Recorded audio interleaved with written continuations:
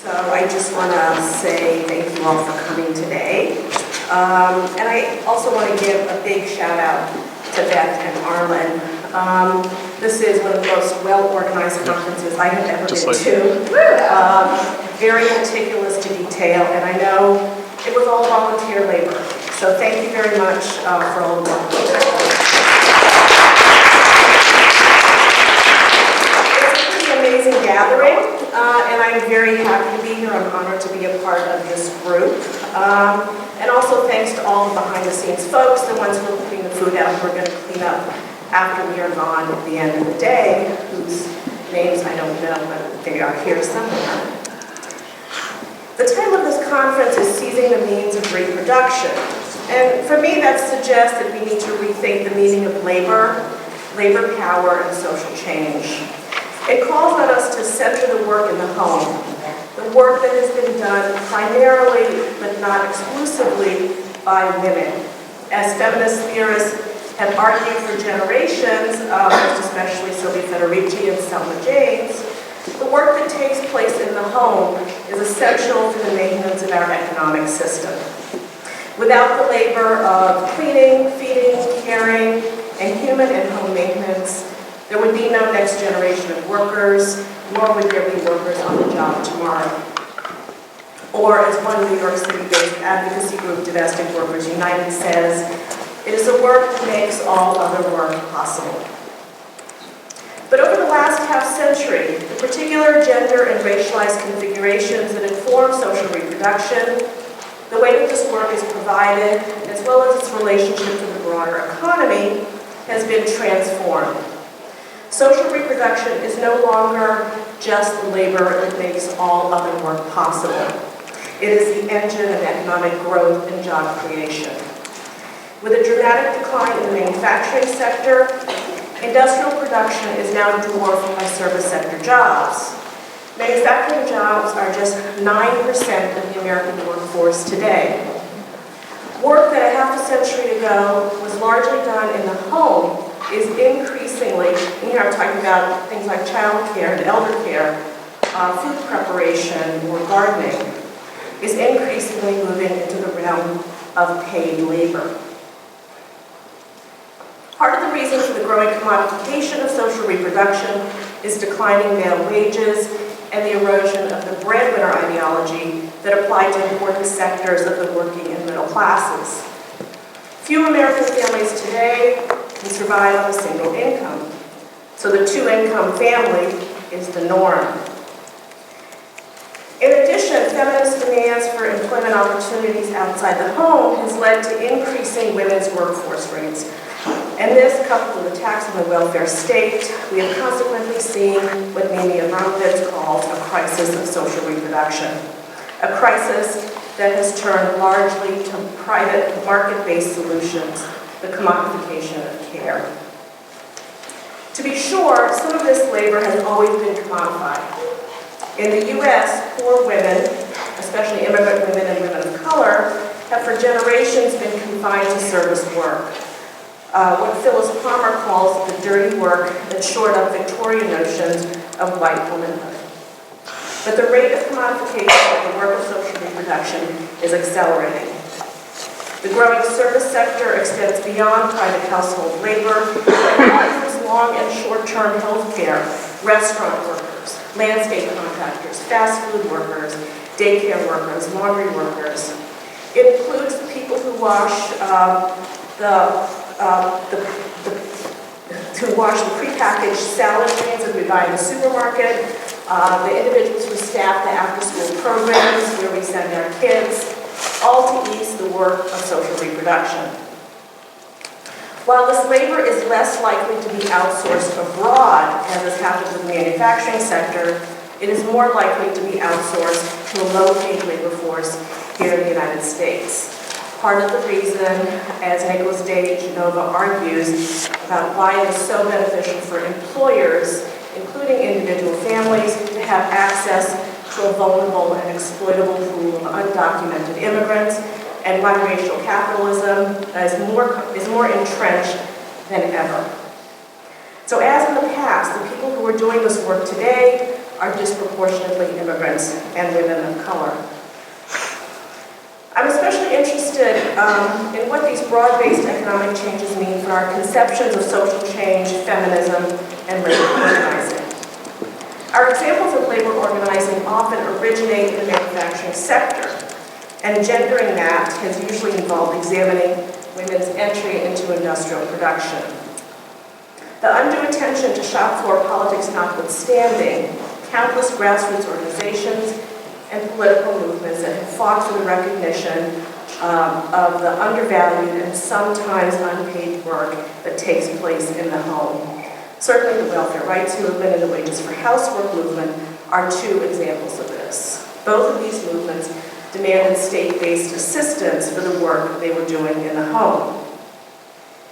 While these movements may seem to reinforce the gender division of labor, in reality they subverted the breadwinner ideology by insisting on wages for women's work. In that regard, they aim to facilitate women's independence from men, and the wages for housework movement offered an alternative to the dominant feminist narrative that tied personal liberation to paid employment outside the home, and sought both recognition and financial compensation for women who were homemakers. At the same time, the breadwinner ideology was never universal and rarely applied to people of color or the very poor.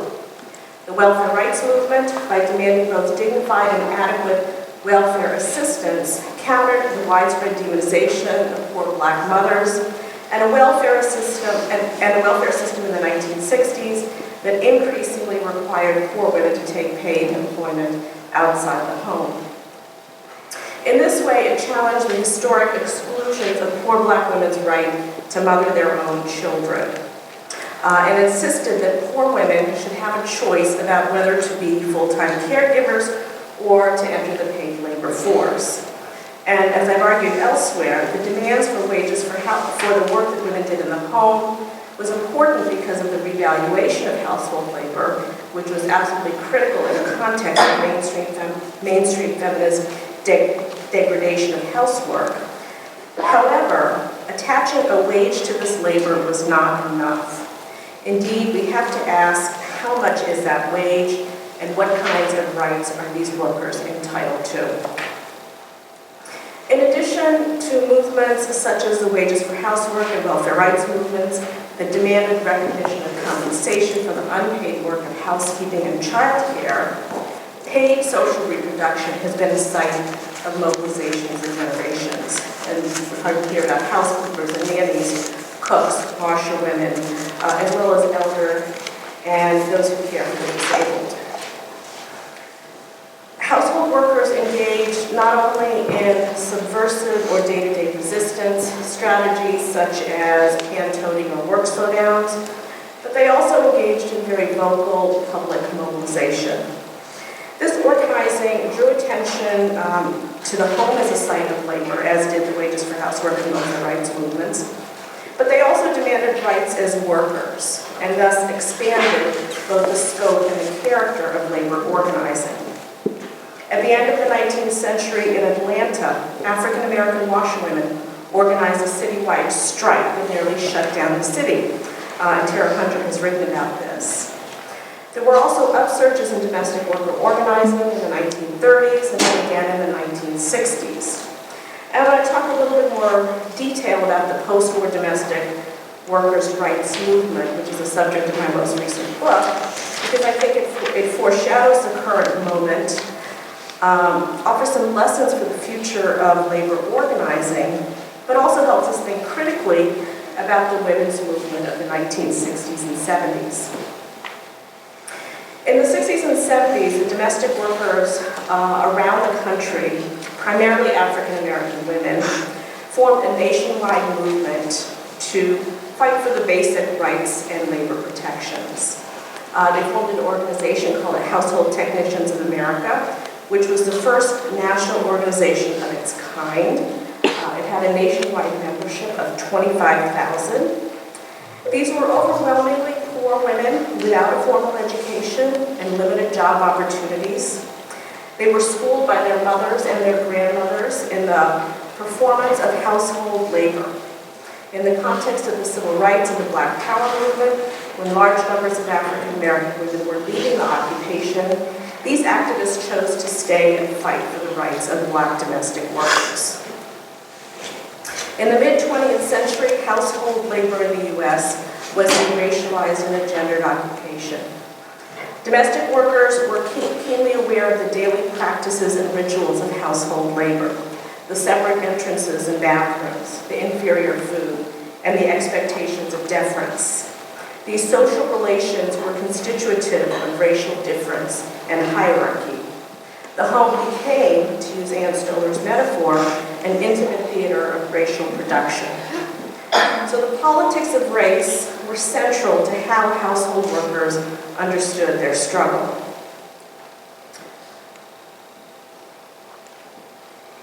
In addition, the domestic worker rights movement, unlike the wages for housework and welfare rights movement, rejected the framing of their labor as care work and advocated instead labor rights.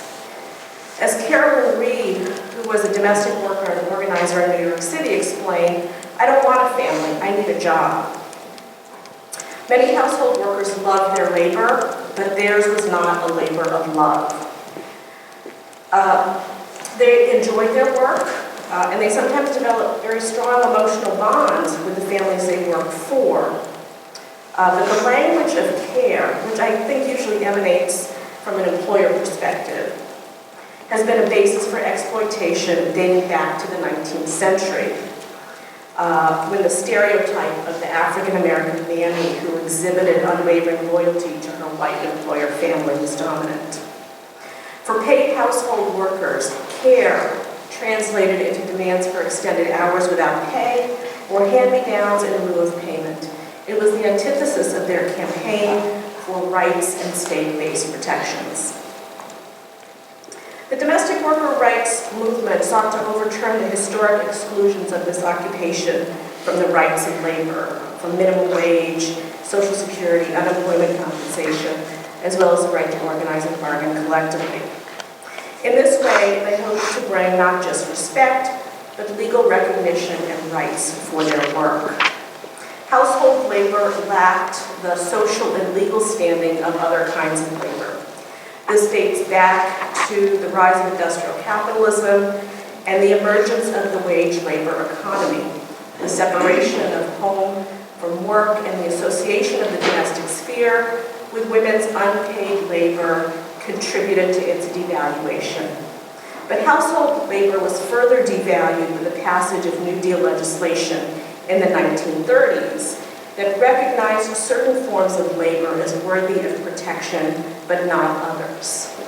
And in this way, the state structured into law a hierarchy among American workers, with industrial workers as the most privileged sector, and occupations that were occupied primarily by women and people of color, such as agricultural and domestic work, excluded from the rights of labor.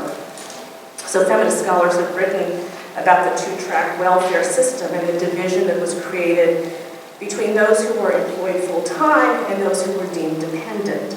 But divisions were also created among those who worked full-time. So the domestic worker rights movement emerged in part to remedy this marginalization. The exclusion from labor law and their isolation from mainstream labor unions required household workers to forge an independent path to political organizing. In addition, the structure of the occupation, which didn't fit that model upon which the mainstream labor union was built, and very often relied on manufacturing worker as the prototype.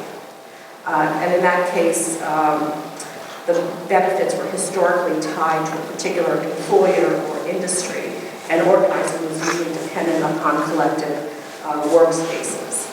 In contrast, household workers are a dispersed workforce located in private homes with very little contact with other workers. So in this context, household workers established new forms of labor organizing that spoke to the particularities of their occupation. This was deeply intimate work, and because of this, domestic workers engaged in one-on-one marketing with their employers. So they used the power of the personal relationship to wield leverage and to make claims for higher wages and better treatment. And while individual negotiation was important, it was not the solution to the structural inequality of household work.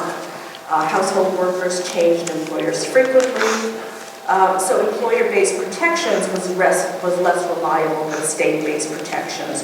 So they sought to establish most of their labor protections through legislative channels rather than through one's employer by lobbying for things like the minimum wage and unemployment. Domestic workers also used public spaces as sites of organizing. Because they couldn't organize in their places of employment, they relied on places like public parks or on city buses. Dorothy Bolden in Atlanta, for example, rode the city bus lines, handing out leaflets to other domestic workers as a way to recruit and reach out to them and to build a citywide movement.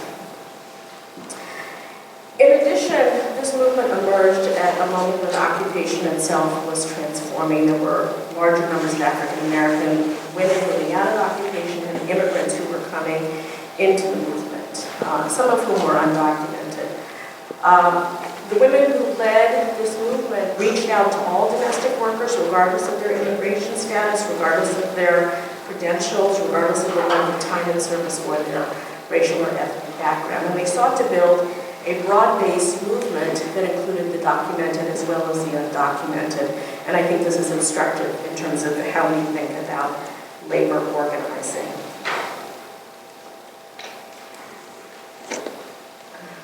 Domestic worker activism also rose simultaneously with the U.S. women's movement, which, as we know, was a very diverse movement that cannot be defined in any single way. There were, in fact, multiple and sometimes contradictory strands within the women's movement. But there were middle-class women who were advocating increasingly a feminist liberation. It was very often defined by employment outside the home. And this had several implications for household labor. First, the push for education and job opportunities by middle-class women was very often tied to the degradation of household labor as unfulfilling and mindless work. And this, of course, is very contrary to what household workers themselves were advocating. Perhaps the best example of this is Betty Friedan, who wrote in The Feminine Mystique that vacuuming the living room floor, with or without makeup, is not work that takes enough thought or energy to challenge any woman's full capacity. Second, middle-class women's growing rates of employment outside the home usually meant greater reliance on hiring someone else to do the work of social reproduction. So in many ways, the feminist liberation of middle-class women depended upon the exploitation of poorer women. This is a dilemma that continues to frame and inform mainstream feminism today, which seems to focus largely on professional women and the work-family balance, a balance that is often achieved through outsourcing.